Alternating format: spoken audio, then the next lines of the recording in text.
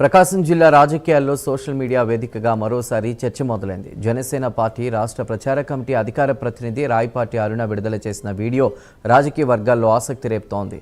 ఒంగోలులో TDP MLA Damacharla Janardhan, Balineni Srinivasa Reddy మధ్య జరుగుతున్న వివాదాన్ని ప్రస్తావించిన ఆమె తనపై టీడీపీ నేతలు పాత సోషల్ మీడియా పోస్టులు ప్రచారం చేస్తున్నారని ఆరోపించారు. ఈ అంశంపై జనసేన అధినేత పవన్ కళ్యాణ్ జోక్యం చేసుకోవాలని కోరుతూ వీడియో సందేశాన్ని విడుదల చేశారు. మీ ఇష్టం వచ్చినట్లుగా ఎవరినో బ్లేమ్ చేసి ఇంకెవరినో వాడుకొని పావులుగా ఇబ్బంది పెడదామని చెప్పేసేటువంటి ప్రయత్నాలు అయితే మానేయండి.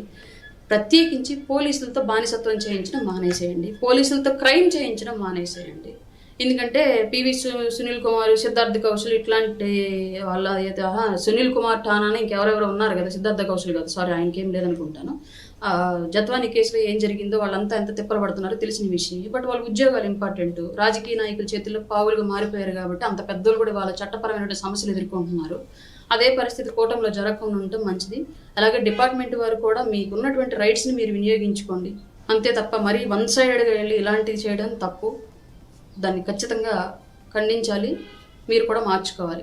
ఎందుకంటే 5 ఏళ్ళకి ఒకసారి ఎలక్షన్ ప్రజల చేతుల్లోకి వెళ్తుంది. జడ్జిమెంట్ అనేది ఎవరికి పాజిటివ్ ఇస్తారో ఎవరికి నెగిటివ్ ఇస్తారో తెలియదు. జగన్ అనుకున్నాడా ఏంటి 150 నుంచి ఓడిపోతాను డిపాజిట్లు కూడా లేకుండా అని చెప్పేసి? అనుకోలేదు కదా. కూటమికైనా అంతే. మనం చేసే ప్రతి పని ప్రజలు గమనిస్తున్నారన్న విషయం మర్చిపోవద్దు. ఇదివరకు ఇట్లాగా ఓన్లీ ఎలక్ట్రానిక్ మీడియా అంటే ప్రింట్ మీడియా కాదు, ఇవాళ సోషల్ మీడియా వచ్చింది. క్షణాల్లో తెలుసు.